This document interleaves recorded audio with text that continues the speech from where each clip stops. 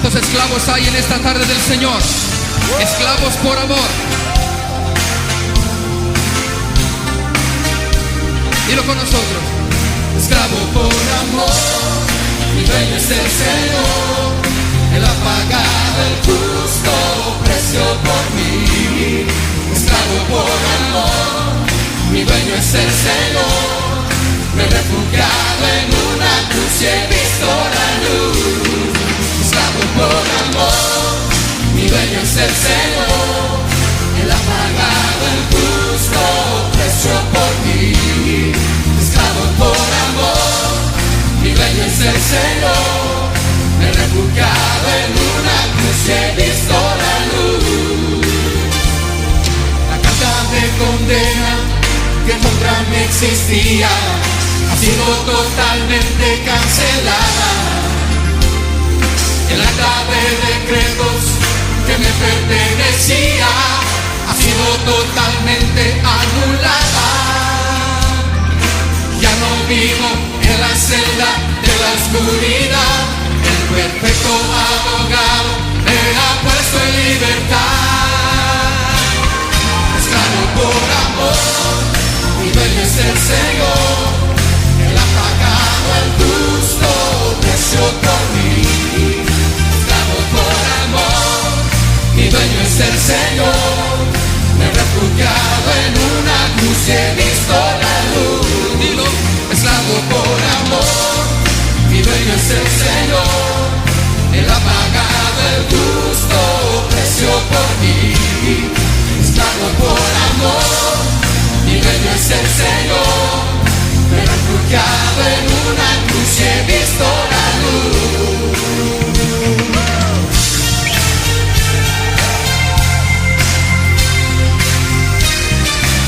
Oh, gracias, Señor. Aquí hay esclavos por amor para ti, Señor, dispuestos a hacer tu voluntad. Dile la carta de condena. La carta de condena que contra mí existía ha sido totalmente cancelada. El acta de decretos que me pertenecía ha sido totalmente anulada.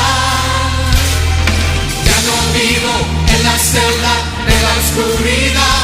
El perfecto abogado me ha puesto en libertad. Esclavo por amor, mi dueño es el Señor. Él ha pagado el justo precio por mí. Esclavo por amor, mi dueño es el Señor. Me he refugiado en una cruz y he visto la luz otra vez. Esclavo por amor, mi dueño es el Señor. Él ha pagado el justo precio por mí. Esclavo por amor, mi dueño es el Señor. Me he refugiado en una cruz y he visto la luz. Oh, la carta de condena que contra mí existía ha sido totalmente cancelada. Oh, yo lo creo. El acta de decretos que me pertenecía ha sido totalmente anulada. Ya no vivo en la celda de la oscuridad. El perfecto abogado me ha puesto en libertad. Esclavo por amor, mi dueño es el Señor. Él ha pagado el justo precio por mí. Esclavo por amor, mi dueño es el Señor. Me he refugiado en una cruz y he visto la luz. Dilo. Esclavo por amor, mi dueño es el Señor. Él ha pagado el justo precio por mí. Esclavo por amor, mi dueño es el Señor. Me he refugiado en una cruz y he visto la luz. Vamos con las voces. Esclavo por amor, mi dueño es el Señor. Él ha pagado el justo precio por mí. Esclavo por amor, mi dueño es el Señor. Me he refugiado en una cruz y he visto la luz. Esclavo por amor, el Señor, Él ha pagado el justo precio por mí. Esclavo por amor, mi dueño es el Señor. Me he refugiado en una cruz y he visto la luz.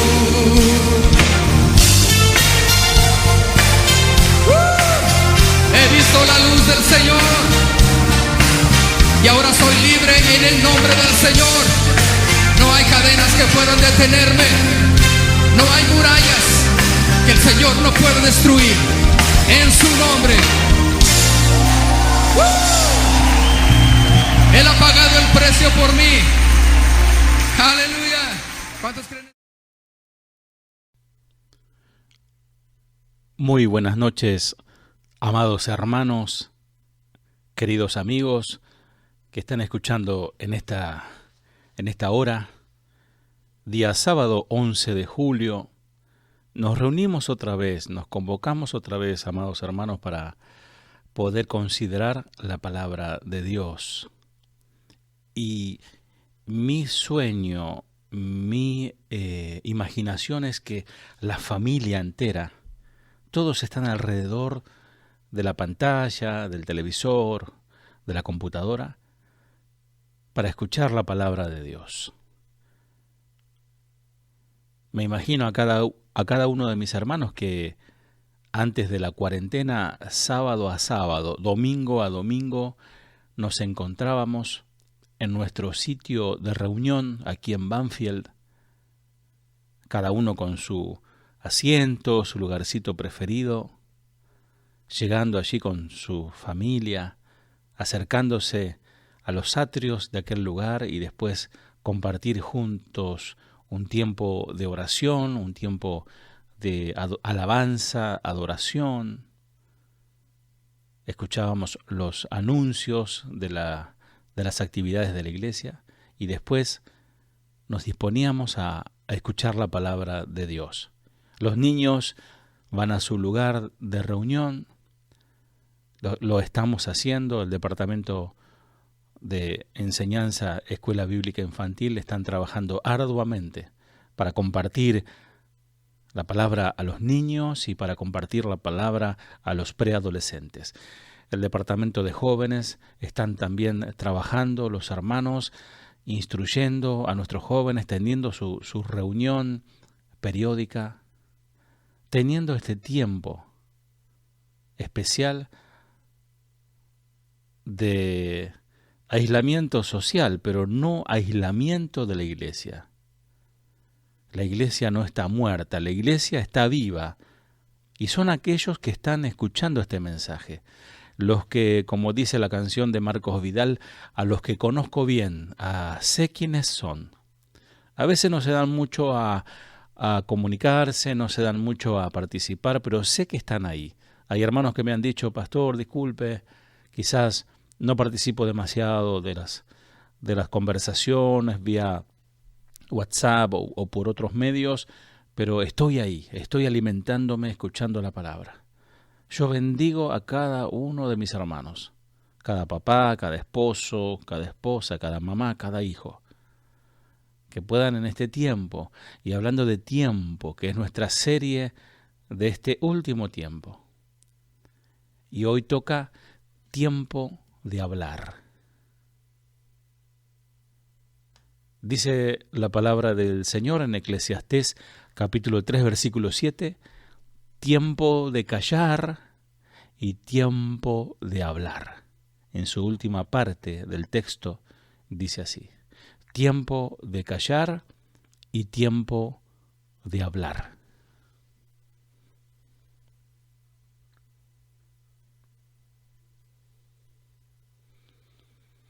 Hoy se hace urgente para la fe y para la espiritualidad recobrar con seriedad la dimensión del silencio, porque aún en la música el silencio, las pausas son muy importantes, porque el silencio envuelve y manifiesta la trascendencia de Dios. La espiritualidad como realidad teológica Es una experiencia del Dios que habla callando y calla hablando. El Dios que nos explica a través de la creación todo su carácter. Y el Dios también que no explica nada, sino que sorprende siempre con misterio de amor y de vida. Y como siempre digo, Dios se mueve en lo más imperceptible. Hay que estar atento a los milagros imperceptibles. A veces estamos atentos a los grandes milagros, a los grandes movimientos de Dios que Dios hace. Pero estemos atentos a los pequeños milagros que día a día es una sumatoria de grandes cosas, y cuya infinita cercanía es paradójicamente su infinita lejanía de todas esas burdas imágenes y representaciones de Dios o de seres santos que, por más sublime que parezcan, son ridículas. El no saber y el silencio de la ausencia son partes constitutivas de la auténtica experiencia del Dios que está más allá de toda experiencia y de toda conceptualización.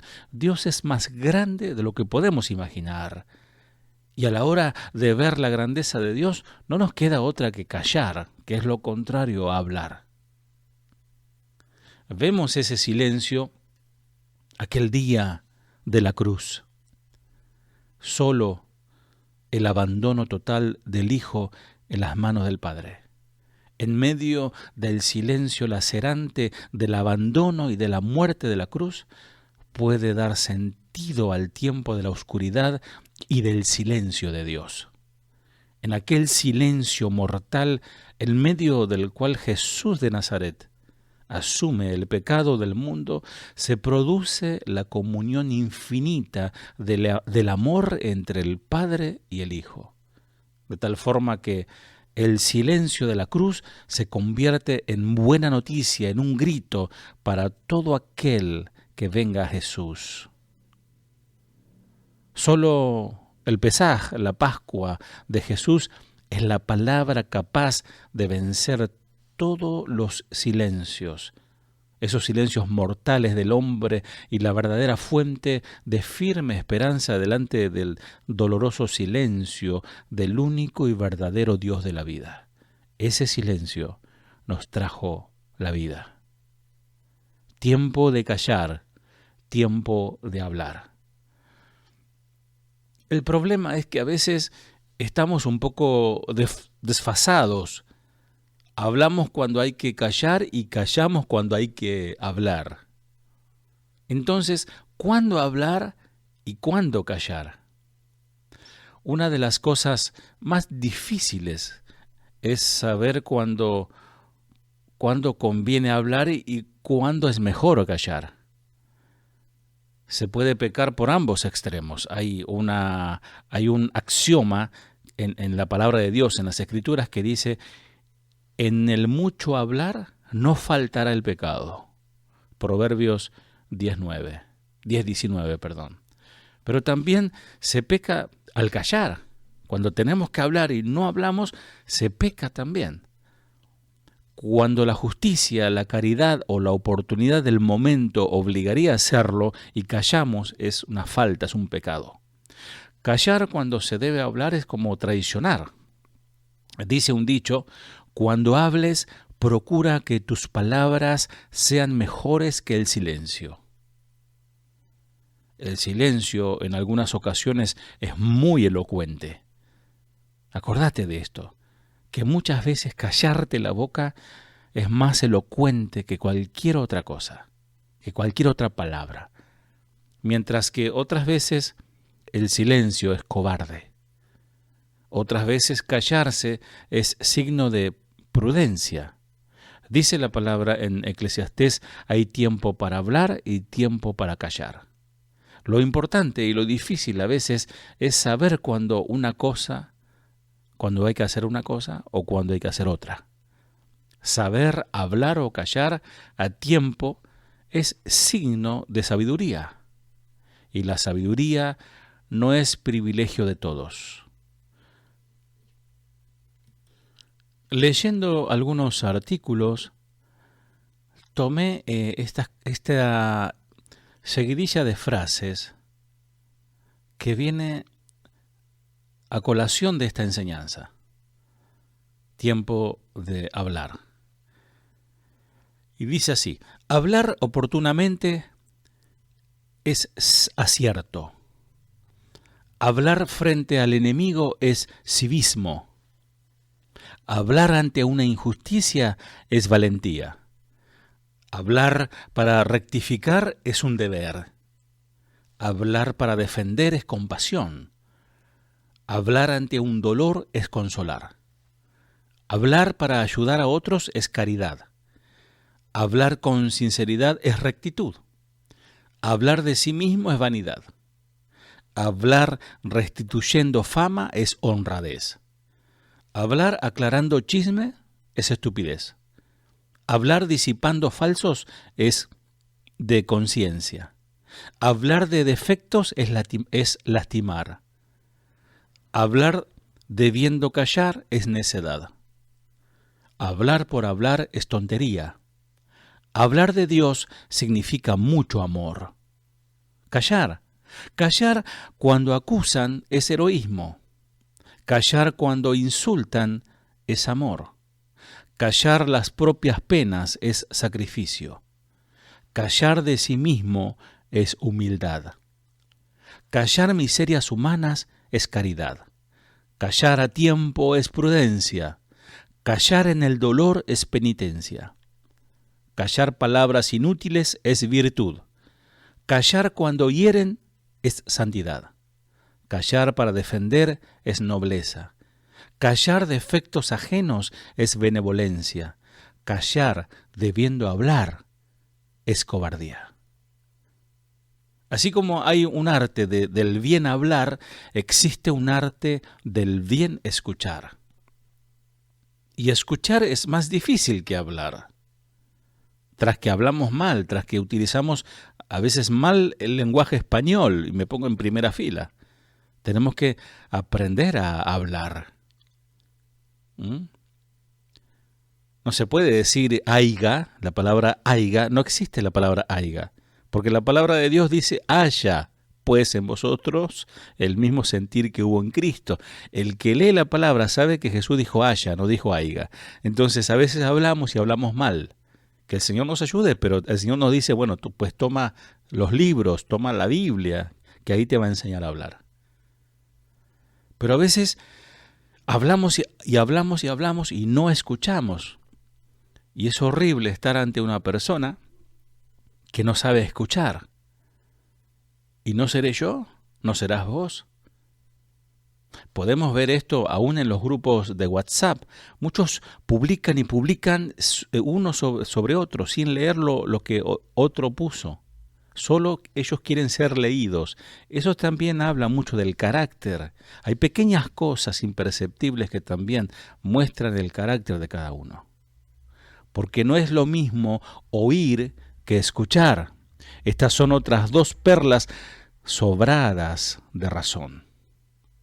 Y hablando de hablar, leí una frase que me impactó.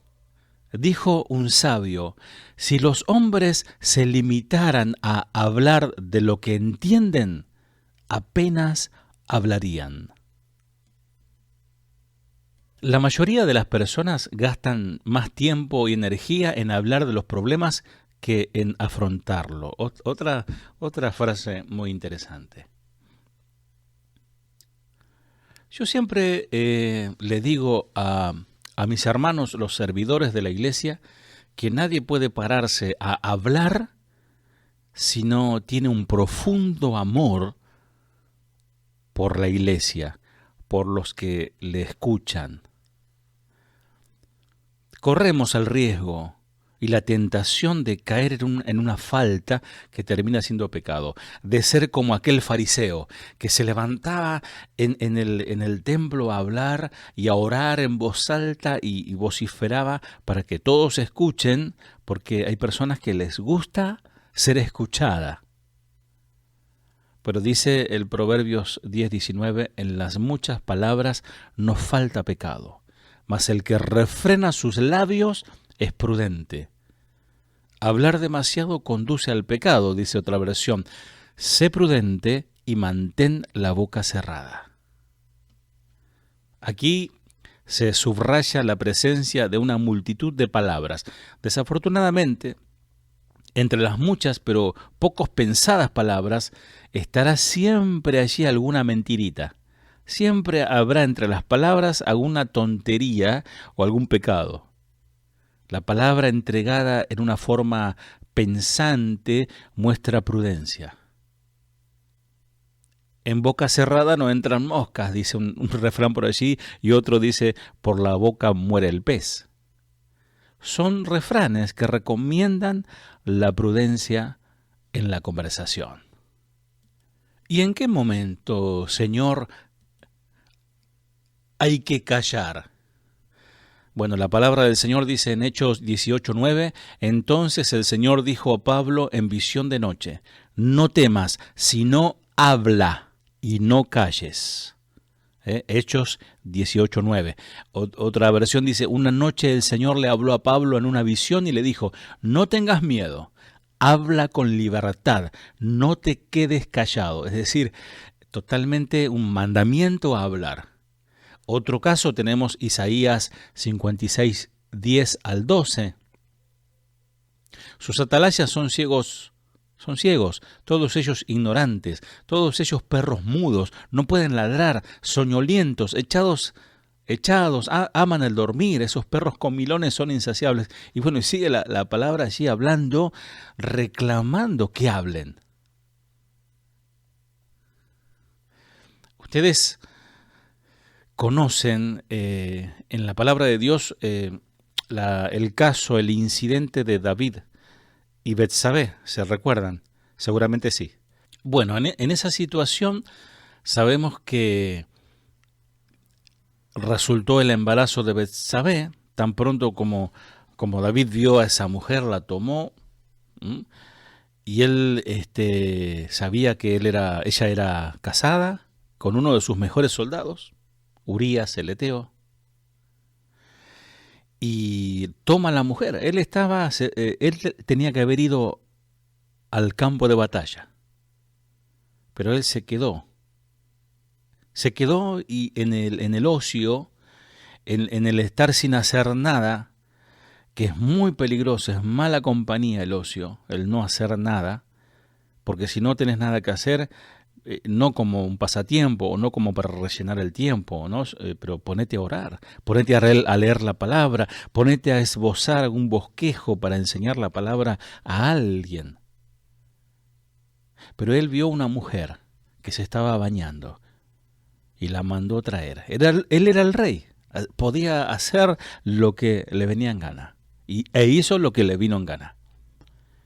Y tan pronto como ella descubrió su condición, que estaba embarazada, ella le manda una nota a David diciendo, estoy embarazada.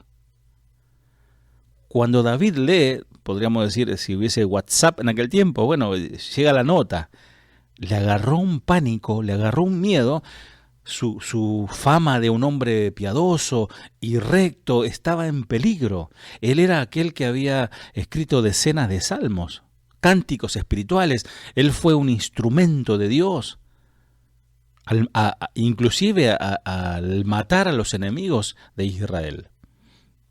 Y él le había ilustrado al mundo lo que significaba tener un gran corazón para Dios, alguien que defendía el nombre de Dios y los escuadrones de Israel. Pero ahora, en esta horrible situación, enmarañado en su propio pecado, por eso, antes de pecar, como yo siempre le digo a mis hermanos, antes de pecar, pensá bien cuánto tenés por perder y cuánto tenés por ganar. David no lo pensó, él solamente quería satisfacer sus apetitos. David pensó, bueno, es un momento, pero le costó, y él en un momento pensó en su honor cuando sucede la noticia. Y él también pensó en el honor del Señor. Si su pecado fuera expuesto, estaría conectado al nombre de Dios. Por eso, aquellos pastores, aquellos que están en liderazgo, aquellos que están en autoridad o que están en eminencia espiritual, deben pensar mucho antes de ceder a los deseos de la carne. Porque hacen blasfemar el nombre de Dios, ensucian el nombre de Dios con sus actos, aunque el nombre de Dios es bendito. Se avecinaban tormentas de grande escándalo y inundaba la mente y el corazón de David. Estaba desesperado. Y todo esto acontecía de manera callada, todo esto en el corazón. Me imagino yo él mandando a buscar a esa mujer con algún guardia o algún soldado un poco cómplice allí o algún sirviente diciéndole, ve a traer a esa mujer, pero no digas nada, que sea todo secreto. Pero amado, como dijo alguien por allí, lo que se hace en secreto en este mundo es de público conocimiento en el reino. Así que David urdió o planeó algún plan para cubrir su aventura con Betsabé. Y bueno, él era un hombre muy inteligente y puso en acción su plan enviándole un mensaje a Joab, el general que estaba al frente del ejército de Israel, y el mensaje decía ahí en 2 de Samuel 11:6, entonces David envió un mensaje a Joab, mándame a Urías el hitita o el eteo, así lo hizo Joab y se lo envió. Ahora bien, Urías era el esposo de Betsabé y este era parte de la infantería del ejército de Israel, era un soldado valiente, evidentemente. Urías integraba un destacamento de élite, de soldados especiales, como decir los marines, porque las escrituras lo mencionan como uno de los hombres más fuertes de David.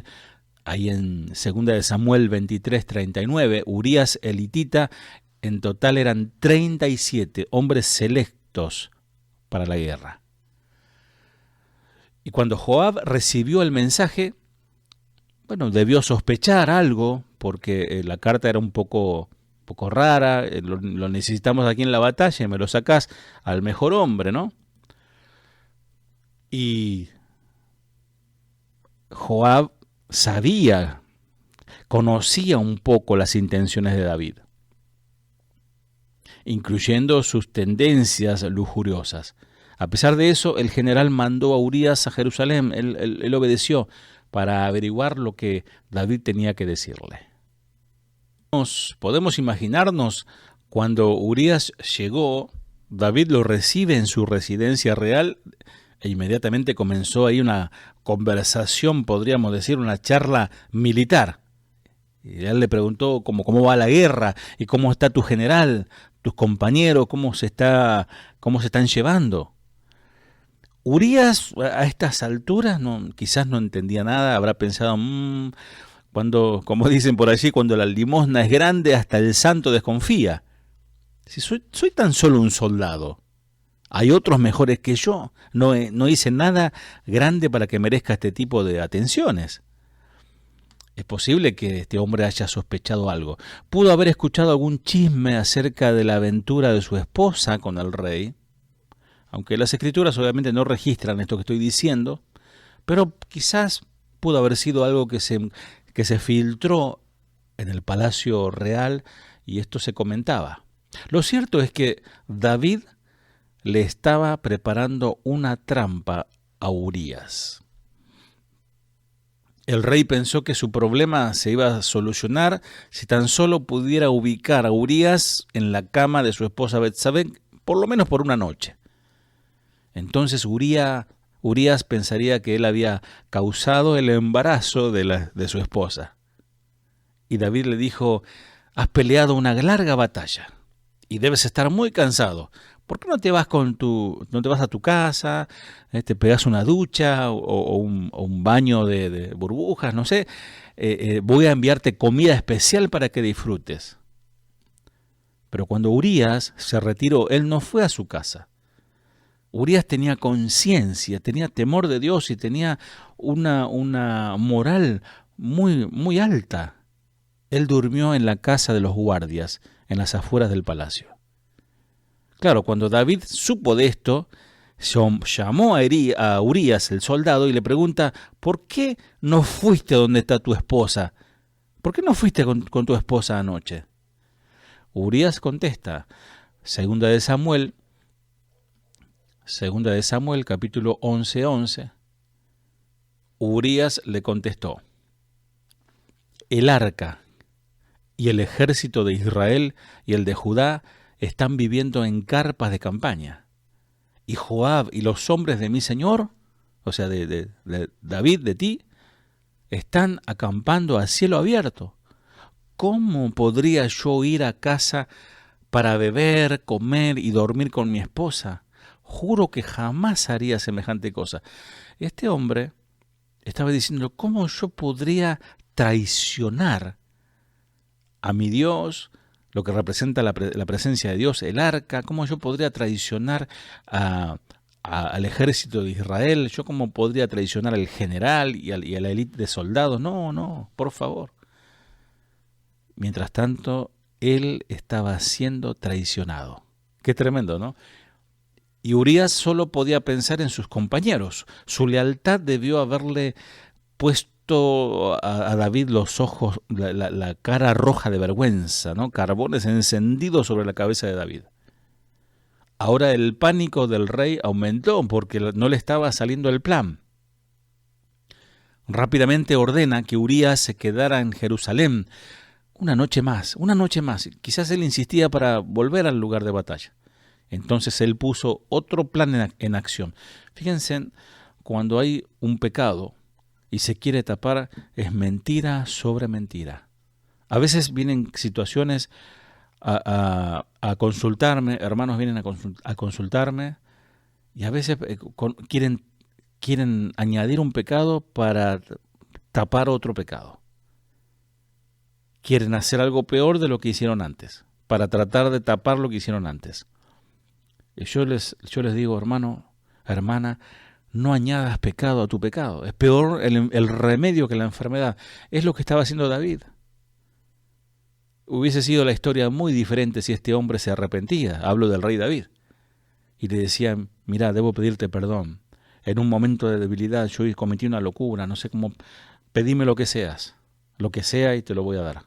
Hubiese sido, la verdad, se hubiese evitado tantos problemas David, ¿no? Pero él no, él fue al plan B.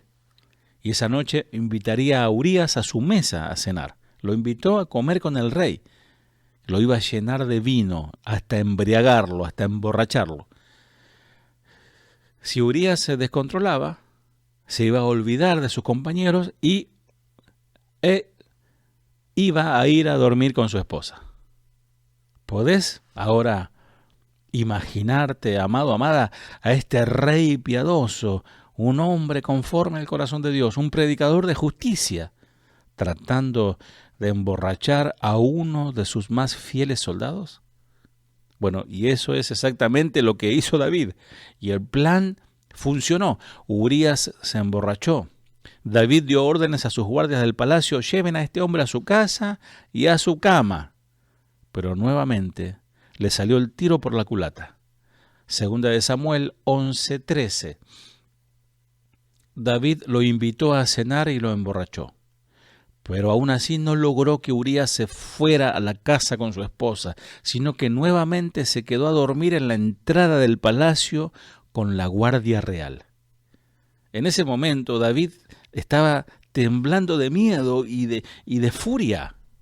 Él sabía que tenía que tomar una acción más drástica, así que escribió una carta a Joab, ordenándole que pusiera a Urías en el frente de batalla, el lugar más peligroso donde arrecia la batalla y la muerte es segura. ¿Vieron esas películas de batalla? Sobre todo hace 200 años, 300 años, que peleaban con bayonetas y los que iban al frente eran los que caían primero.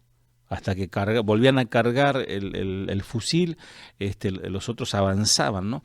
pero los que estaban adelante se les llamaba carne de cañón, porque eran los primeros que recibían los cañonazos.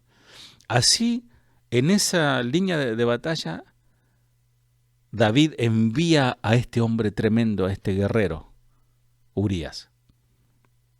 Entonces, cuando el enemigo avanzara, Joab, el general, lo que tenía que hacer es retroceder con sus tropas, excepto Urías. Urías, vos quedarte acá, nosotros vamos a hacer otra estrategia. Y en resumen, David quería aniquilar, exterminar a Urías.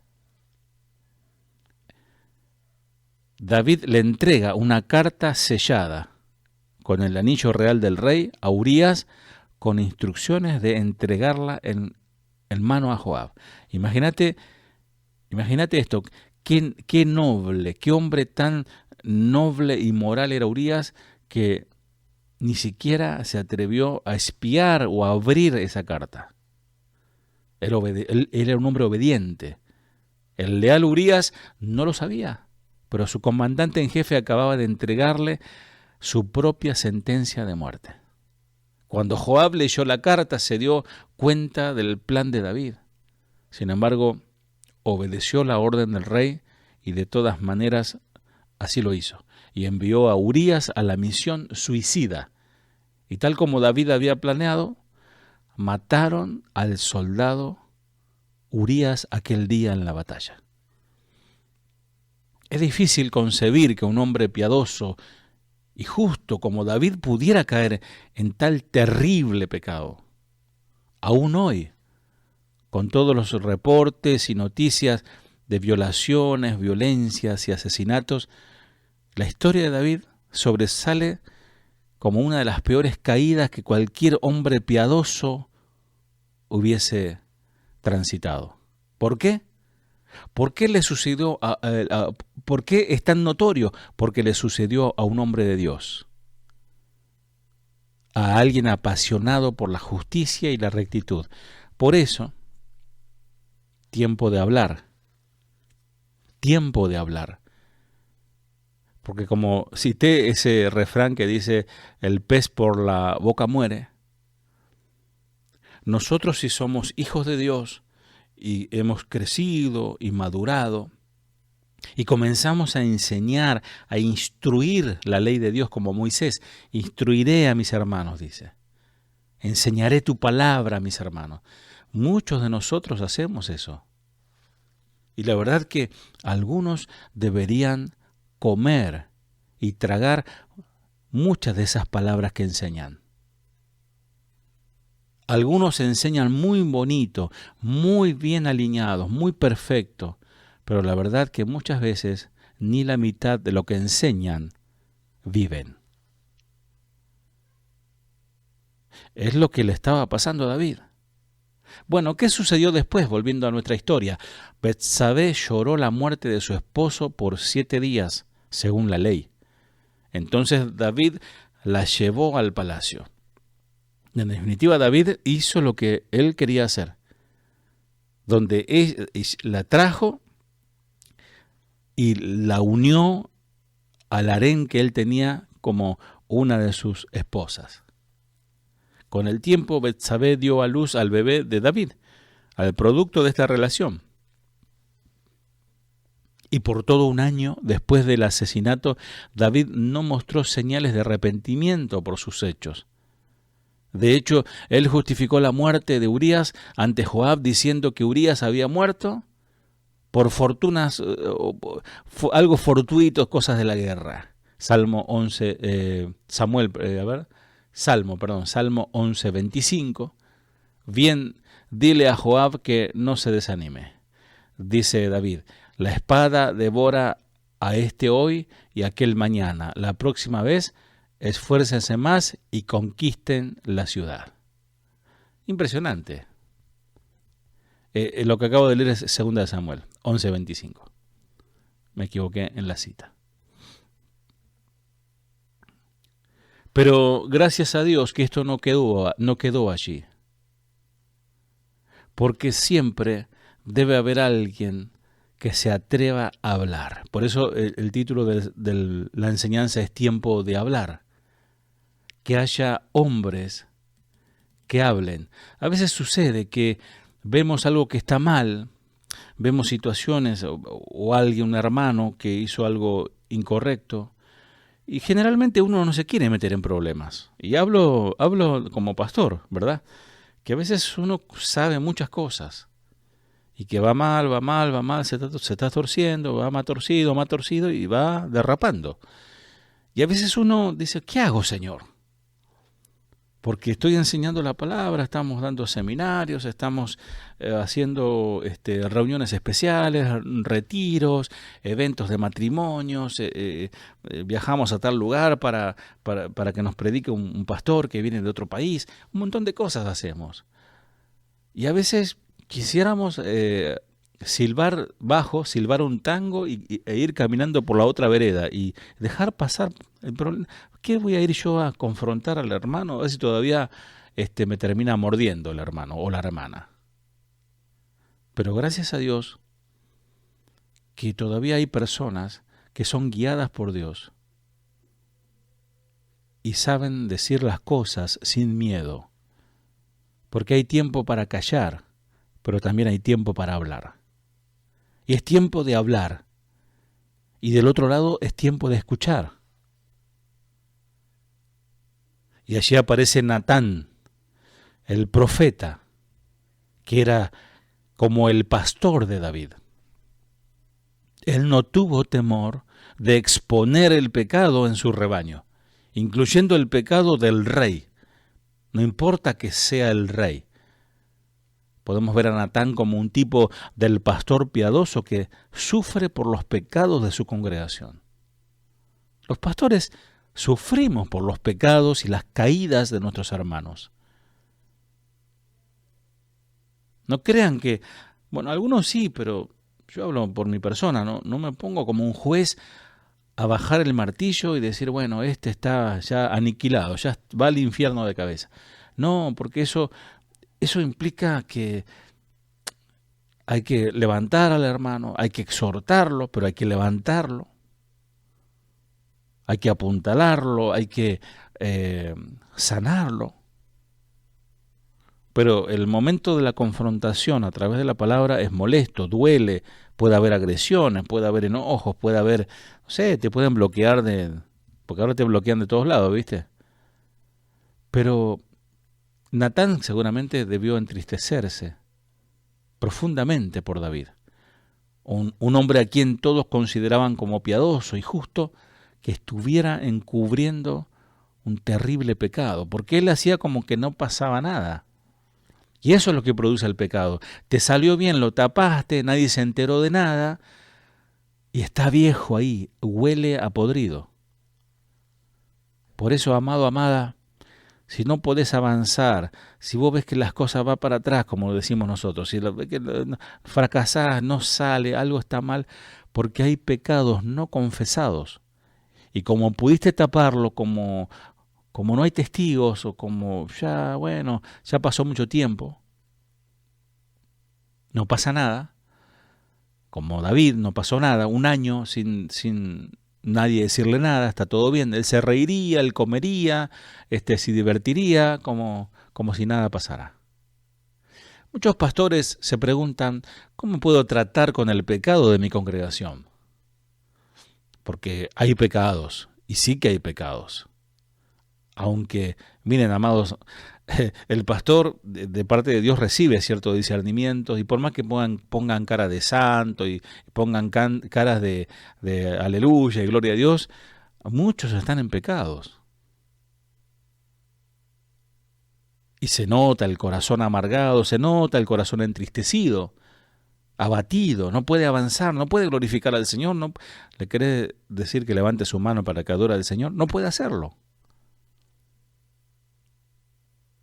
Tantas parejas que se están divorciando, que se están peleando, aún dentro de la situación de pandemia, donde dicen, qué bueno, la familia está unida. No, pero se están matando ahí adentro. Otros están viviendo en adulterio. Y como nadie lo descubrió, siguen para adelante. Adulterio de hecho, adulterio a través de la pornografía, adulterio hablando con una amiga por alguna alguna red de WhatsApp o lo que sea, y la esposa no sabe nada. Y yo sé que tengo la responsabilidad de predicarles acerca de la santidad de Dios. No puedo rebajar el tema, no puedo rebajar el tema de predicación, no puedo hablar, no, mejor hablemos, hermanos, no sé, de la novia, de la iglesia, hablemos mejor del pecado de Caín. Pero el Señor viene a hablarnos a nosotros. Y muchos no hablan porque no quieren ahuyentar a nadie de la iglesia, y menos al que mejor diezma, porque si se me ofende el que mejor diezma, entonces estoy complicado. ¿Cómo hago? Bueno, la respuesta sería, la congregación escuchará cualquier cosa que tengamos que decir, si lo decimos a través del amor, con firmeza, pero con amor. No podemos estar todo el tiempo agarroteándolos con mensajes, porque ellos tienen que saber que nuestros corazones están quebrantados. Hay que llevarlos al arrepentimiento, predicando la gracia de Dios, mostrando la grandeza del amor de Dios. Sí, la palabra es una espada de dos filos, tenemos que manejarla con mucho cuidado, como dijo alguien por allí, con guantes de terciopelo. Bueno, yo creo que Natán nos deja un ejemplo maravilloso de cómo un ministro piadoso expone el pecado. Porque realmente yo sé que a muchos amados, y quizás alguno que esté escuchando, su propio pecado le causa vergüenza y no quiere ni tocarlo, no quiere ni mencionar lo que le pasa. Pero hoy, esta noche, el Señor, su Espíritu, a través de su Espíritu, con mucho amor, está llegando a lo más profundo de tu corazón. A esos tipos de pecados que quizás comenzó con algo involuntario, comenzó con alguna tragedia, con algún abuso, alguna situación que no querés ni siquiera recordar. Y el Señor hoy va hasta ahí, con su bisturí, corta, abre la espada de la palabra del Señor y ahí sale, ahí se puede oler eso que es fétido, huele ya a algo que está hace mucho tiempo así. Así como Natán viene a David. Volvemos a David. Natán no entró ahí gritando, airado, zapateando, ¿no? Zapateando el suelo con autoridad a la presencia de David. No.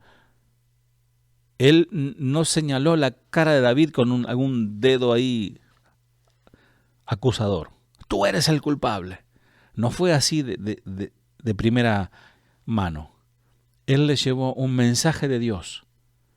Era temible y revelador el mensaje porque hablaba del pecado, pero lo hizo con gran sabiduría, con un poder persuasivo y una tierna misericordia. Fíjate cómo el Señor Jesús estuvo tanto tiempo con los discípulos y con muchos de los que le seguían y con tanto amor les hablaba. Y él usa una parábola, Natán, la parábola de la corderita. Ahí en 2 de Samuel capítulo 12, vos los podés leer después completo. Un hombre pobre tenía una sola corderita, dice. Era la mascota de la casa y era amada como un miembro de la familia. Esta corderita se sentaba en las piernas de todos, buscando ser mimada.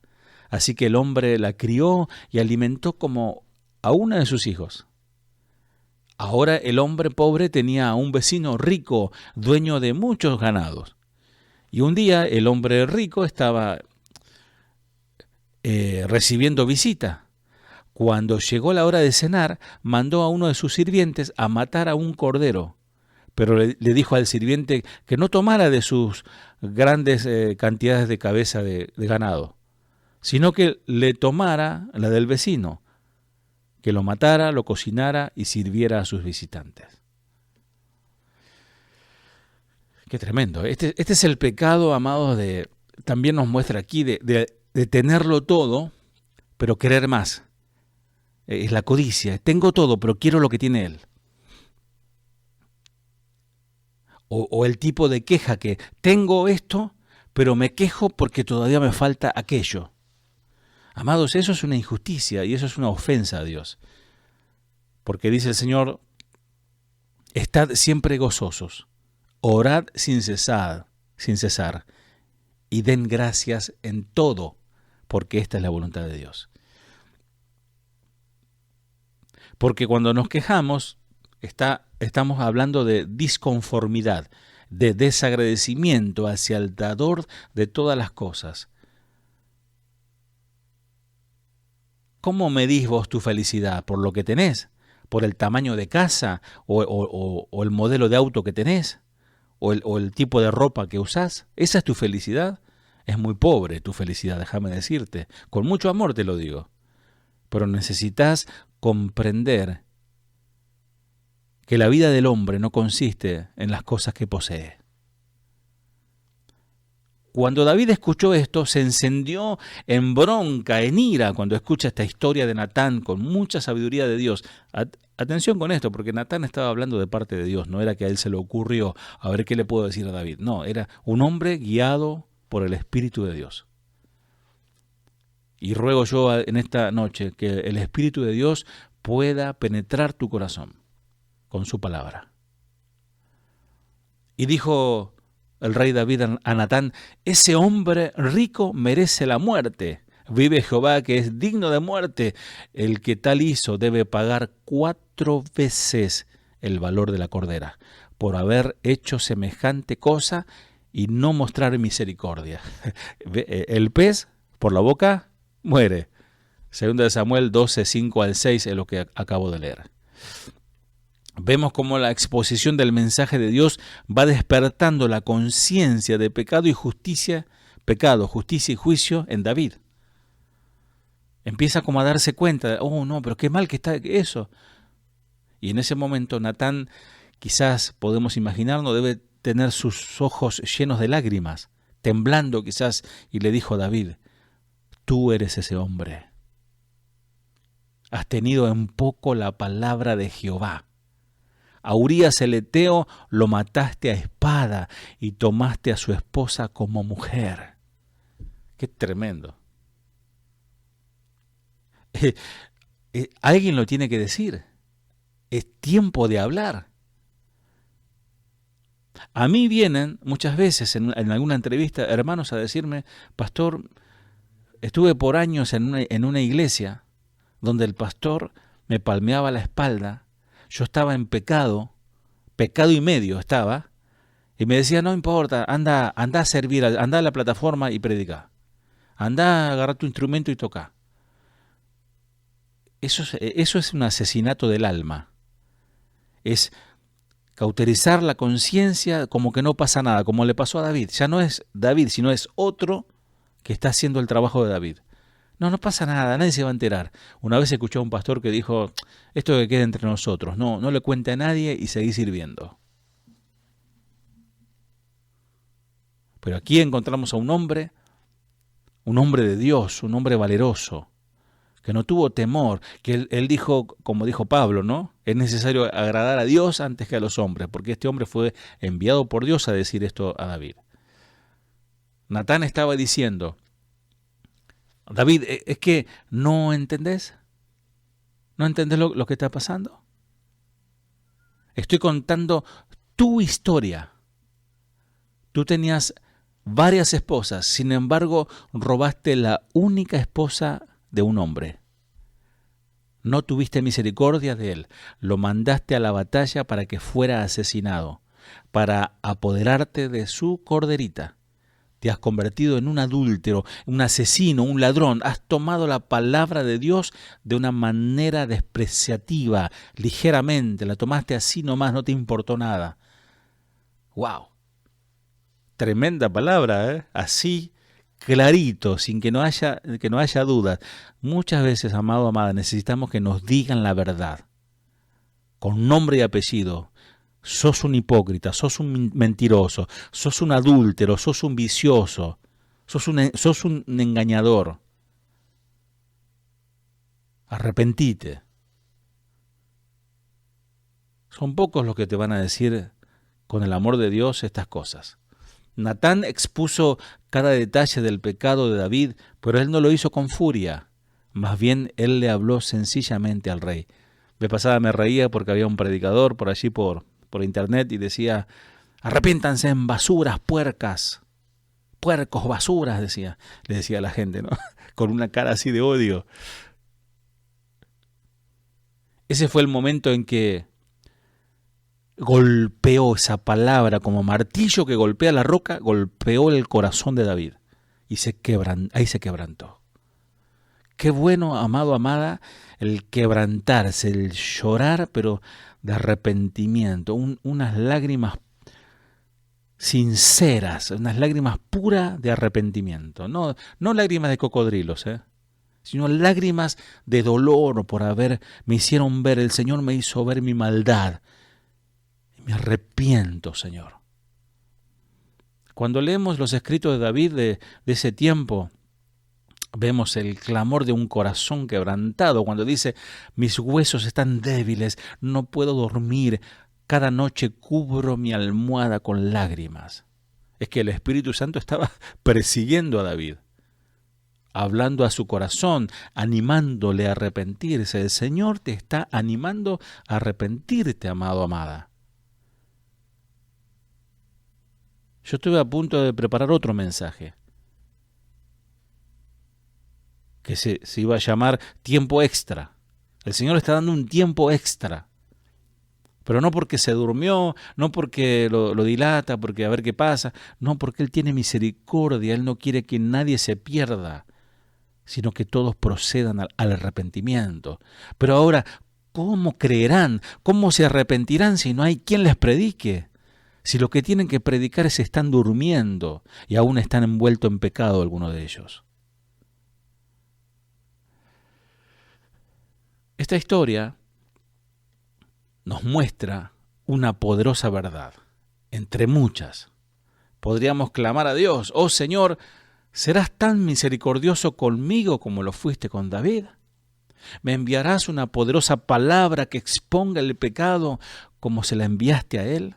Por favor, Dios, si alguna vez me deslizo del compromiso, poneme bajo la reprobación santa de algún hombre de Dios, de algún pastor, que no tema exponer el pecado, no que acaricie el pecado, no que peine cabras, sino que me diga la verdad. Es como el médico. Hoy los médicos te dicen, me contaba vez pasada una amiga, que el médico te dice directamente qué es lo que tenés y si no haces lo que tenés que hacer te vas a morir. Necesitamos ese tipo de mensajes. Yo creo que uno de los dones de misericordia más grandes de Dios a su iglesia son los ministros fieles. Amado, amada, Dios ha ofrendado, Dios ha dado una ofrenda a la iglesia.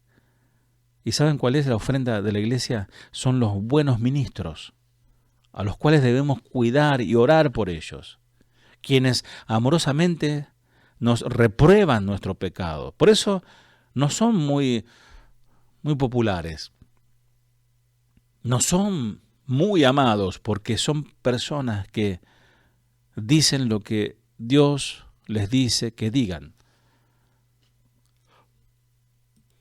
Hace algunos años, ya hace más de 20 años largos, yo le he pedido al Señor, y mi esposa es testigo de esto: Señor, levanta hombres con el corazón de Elías, con el corazón de Pablo, con el corazón, con la valentía de Natán, que nos digan la verdad. Porque ya estaba hastiado de predicadores con palabras suaves, con palabras lisonjeras, que solamente acarician el oído, pero tapan mi pecado. Y gloria a Dios que en estos últimos años, en esta última década y algunos años más, he redescubierto hombres valerosos, hombres de Dios, que no, aunque quedaron solos, aunque perdieron la fama del mundo, hoy predican el verdadero evangelio. Y uno de ellos es mi pastor, el pastor Chuy Olivares. Un hombre valiente, un hombre sencillo, lleno de amor, pero que habla las cosas sin tapujos, que habla la verdad sin transar ni negociar la palabra de Dios. Ese tipo de personas necesitamos. Gente que no tema hablarte de Dios, que lo tomen como un deber, un sacerdocio. No importando si a los que exhorten sean pequeños o grandes, pobres o ricos, siervos o esclavos. Necesitamos hombres que pongan cara a cara con cualquiera. Con humildad, no estoy hablando de personas irrespetuosas o prepotentes. Hablo de hombres llenos de Dios, para exponer la iniquidad del otro, pero con ternura y con amor. ¿Qué ganamos con poner cara adusta o con gritar a las personas y lastimarlas con la Biblia, con la palabra de Dios? No ganamos nada. Estamos para ganar las almas, no para perderlas, dijo el Señor. Porque los discípulos se habían enojado con las agresiones y el rechazo y dijeron algunos: Señor, hacemos enviar fuego del cielo y que los mate a todos, rememorando un poco a Elías, ¿no? Por supuesto que a nadie le gusta ser exhortado, a nadie le gusta la reprobación. Algunos me han planteado: pastor, usted necesita suavizar un poco sus mensajes porque es medio fuerte, ¿vio? Yo sé que como un pastor amante tengo que cuidar mi tono, y creo que mi tono es bastante suave, me parece a mí, pero no puedo pedir disculpas por predicar la verdad que convence. Te pregunto, ¿qué le sucede a la iglesia cuando los pastores andan en cualquiera y nadie le dice nada? La vez pasada me contaban unos amigos que un pastor que andaba en tranza y media, ¿no? Pecando por todos lados. Y cuando le iban a decir o a sugerir alguna palabra, no se metan con el ungido de Jehová. Torciendo la palabra para su beneficio, porque eso no quiere decir no toquen al ungido. Porque cuando David dijo eso, estaba diciendo no decapiten, no le corten la cabeza, no traspasen con su espada al ungido de Jehová. Y estaba hablando ni más ni menos que del rey Saúl. Ahora, ¿dónde hubiera terminado David? Del cual hoy, sobre todo los músicos, ¿no?, se jactan de David, si no hubiese tenido a un Natán para mostrarle su maldad. Alguien que supo cuándo era el tiempo de hablar. Hay que entender, Natán estaba muy enterado que el poderoso rey David podía haberlo matado en cualquier momento.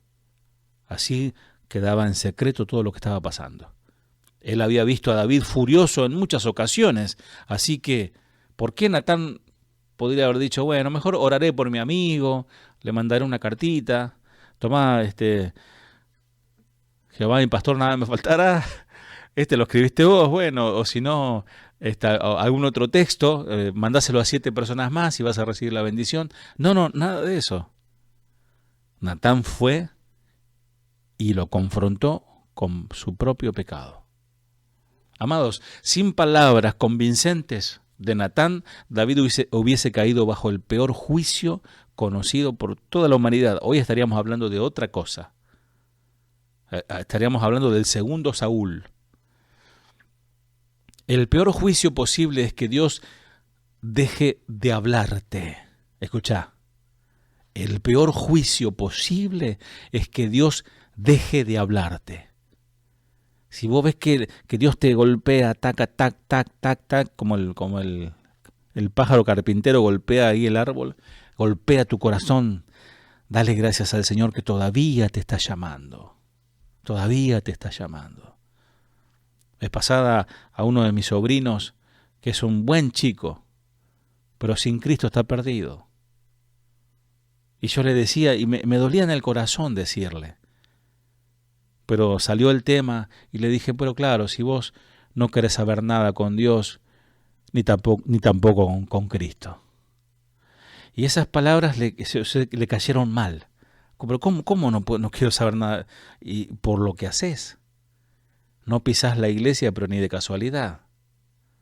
Y ¿saben que sentí un dolor en mi corazón? Pero era una confrontación necesaria. Y oro al Señor para que Él venga a los pies de Cristo. Pero el peor juicio posible es que Dios deje de hablarte y te entregue a tu pecado. Hay como en Romanos, por haber rechazado a Dios, Dios los entregó a una mente reprobada, haciendo cosas detestables, abominables, horribles. El peor juicio de Dios es que detenga todo trato del Espíritu Santo en tu vida, amigo, amiga, hermano y hermana.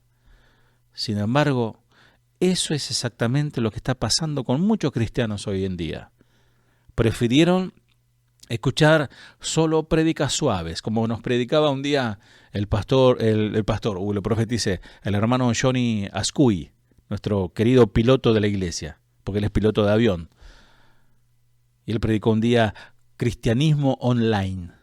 Claro, van y eligen, no, hoy quiero escuchar algo suave, quiero escuchar sobre, no sé, temas profundos, temas de, no sé, antropología bíblica. Voy a escuchar a tal pastor o a tal expositor que habla sobre los ovnis y los ángeles. Y nunca prefirieron escuchar una prédica que confronte su alma con su pecado. Prefirieron escuchar prédicas suaves que agradan a la carne. Y siempre habrán, como siempre les digo, peinadores de cabras.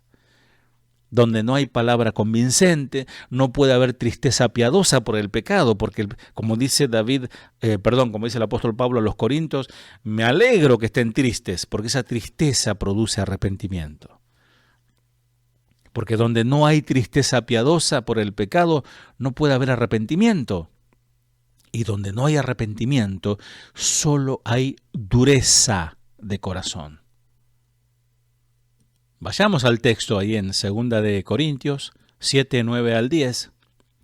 Ahora me gozo, no porque hayáis sido entristecidos, sino porque fuisteis entristecido para arrepentimiento, porque habéis sido entristecidos según Dios.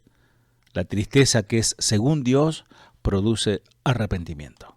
Pablo dijo que su clamor contra el pecado de los corintios produjo tristeza santa en ellos, que los llevó al arrepentimiento. Qué bueno que es esto.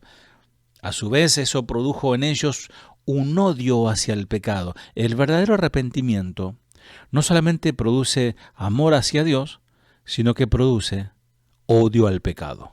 Esos dos factores tienen que estar en el arrepentimiento, si no, no es arrepentimiento.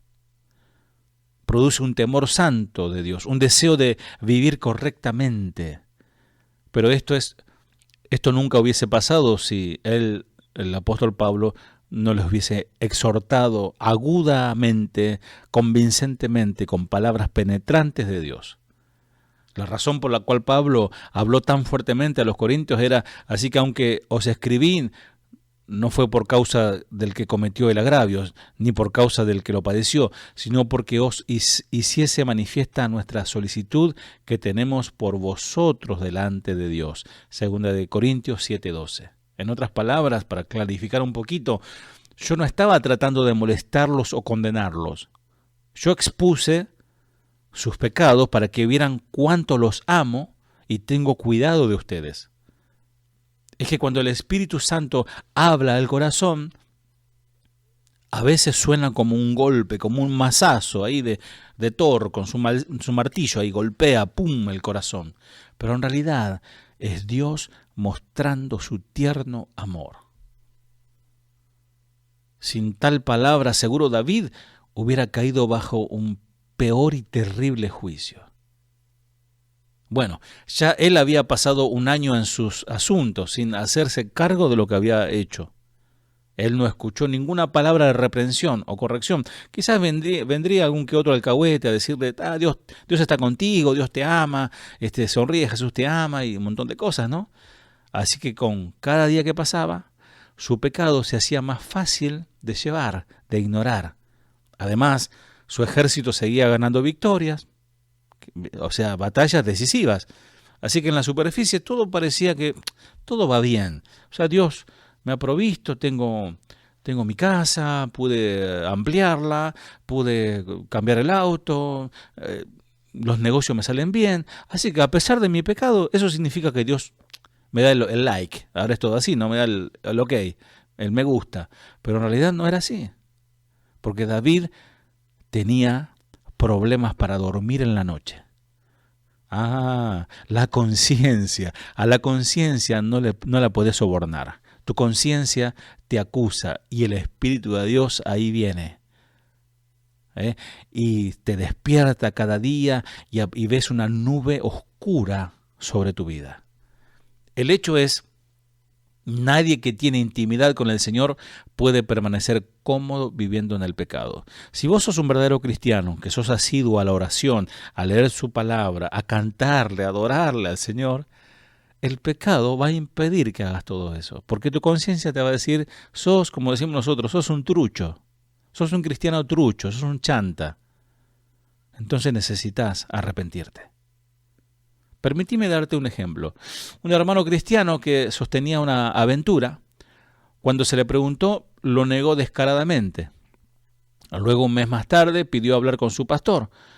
Cuando se encontró con él, este estaba llorando y quebrantado, y él confesó, pastor, he estado viviendo en el infierno por 2 semanas. Le mentí a usted, le mentí a Dios, he estado viviendo en adulterio. He escuchado cada mensaje que usted da desde el púlpito, cada palabra de aviso, y que hice, acallé la voz de Dios, tapándolo con un montón de cosas. Que lo que estaba pasando es que el Espíritu Santo continuamente le estaba recordando a este hombre todas las prédicas que expone el pecado. Él fue llevado al arrepentimiento al recordar esa palabra predicada. La vez pasada teníamos reunión de pastores y yo le decía, yo en cierta manera sé que le he predicado a mi gente toda la palabra de Dios. Todo lo que estaba a mi alcance, en mi saber, dentro de mis limitaciones, les he compartido la palabra de Dios. Y si de aquí en más no se puede hacer más reuniones, yo sé que les he predicado. Si a partir de ahora se prohíben las predicaciones a través de internet, ya está, entonces ya no tenés más manera de escuchar la palabra de Dios. Pero todo lo que has recibido y guardado y anotado y guardado en tu corazón, eso te tiene que servir. Es suficiente. Por eso vez pasada hacía una publicación, alguien me decía, yo necesito que Dios me hable en este tiempo, en esta cuarentena. Pero venimos predicando la palabra, que Dios nos te está hablando a través de ella. No, es que quieren escuchar otra cosa, como David, un mensaje que acaricie su oído. Este hombre que había confesado al pastor su pecado, el Espíritu Santo continuamente le recordaba todas las prédicas que había él escuchado. Ahora te doy otro ejemplo de una hermana en Cristo. Hermano, he estado casada por 20 años. Amo a mi esposo, pero ahora probablemente tendré que dejarlo, aunque no quiera.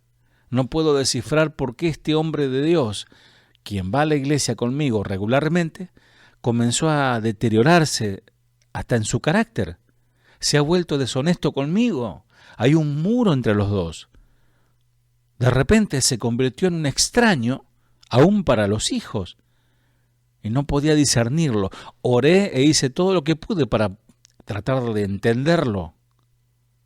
Y él se estaba deshaciendo. Entonces descubrí por qué. Él estaba enviciado en la pornografía desde que nos casamos. Y por algún tiempo después, él aún dice ser cristiano, asiste a la iglesia, canta, todo, pero se niega a dejar su vicio. ¿Se tratará de que no puedo o no quiero? Este hombre está a punto de perder su familia y su hogar. Él declara que ha nacido de nuevo y que va camino al cielo. Porque claro, si lo declaras con tu boca, todo lo que tu boca diga, todo se cumplirá. ¿Será así? Este hombre necesitaba escuchar un mensaje confrontador, decirle la verdad. No que le golpeen el hombro y le digan, sonríe, Jesús te ama. Él necesitaba un Natán, un profeta como Natán, quien le diga la verdad, quien le diga, tú eres ese hombre, tú eres el culpable. Necesita ser despertado, que se encienda el fuego del Espíritu Santo en él a través de las brasas del arrepentimiento. De otra manera, si él se niega a escuchar la voz de Dios, será entregado a su pecado y con el tiempo será destruido. Si no hubiera hombres que hablaran, porque es tiempo de hablar como Natán, no sé qué hubiese pasado de David. Hubiese terminado como Saúl. Mientras David escuchaba las palabras amorosas pero penetrantes de Natán, él recordó el tiempo cuando un rey anterior fue advertido por Dios, pero se hizo como que él no era. Y ese fue Saúl, un hombre que decidió manejarse en la apariencia, aparentar que estaba bien con Dios, hablaba como alguien que amaba a Dios, pero en realidad él hacía lo que él quería.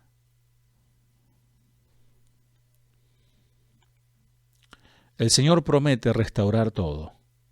Hay que entender, cuando esta profecía fue dada, Dios ya había pronunciado juicio sobre Israel, pero el pueblo se arrepintió. El pueblo se arrepintió. Y estoy hablando cuando ahí vamos a leer Joel 2:13. No se desgarren la ropa en su dolor, sino desgarren sus corazones. Regresen al Señor su Dios, porque Él es misericordioso y compasivo, lento para la ira, lento para enojarse y lleno de amor inagotable. Él está deseoso de desistir y de no castigar. Ese es Dios. Y sigue diciendo en el versículo 25, el Señor dice, les devolveré lo que perdieron a causa del pulgón, y el saltamonte, la langosta y la oruga. Fui yo quien envió ese gran ejército destructor en contra de ustedes. Podríamos decir, fui yo el que envió esta pandemia. Joel 2:26. Volverán a tener toda la comida que deseen y alabarán al Señor su Dios, que hace esos milagros para ustedes. Nunca más mi pueblo será avergonzado. El Señor restaura a su pueblo. Hubo una advertencia de Dios y el pueblo se arrepintió. Amado, amada, las tiernas misericordias de Dios permiten al peor pecador decir, no soy un adicto a drogas, no soy un alcohólico, no soy un adúltero, no soy un mentiroso, soy un hijo del Dios viviente, porque soy una nueva criatura. Las cosas viejas pasaron y aquí todas son hechas nuevas. Y no tengo que pagar por mis pecados pasados, porque Jesús pagó el precio por mí. Lo que es más, Él dice que me restaurará todas las cosas. Y termino con esto. La evidencia más clara de la restauración de Dios en la vida de David fue su propio testimonio. Ahí en 2 de Samuel, capítulo 22, versículo 2 al 3. Jehová es mi roca, mi fortaleza y mi libertador. Mi Dios, fortaleza mía, en Él confiaré, mi escudo, y Él es fuerte de mi salvación, mi alto refugio, mi Salvador. Amado, amada, vos que estás escuchando, ¿no hubo un Natán que te dijo, necesitas un Salvador? Necesitas a Cristo, necesitas nacer de nuevo, necesitas arrepentirte de tus pecados, abandonar tu maldad, dejar de hacer lo que estás haciendo y venite a Dios? Todos ustedes han sido alcanzados por la misericordia del Señor porque hubo alguien que en el tiempo de hablar, habló.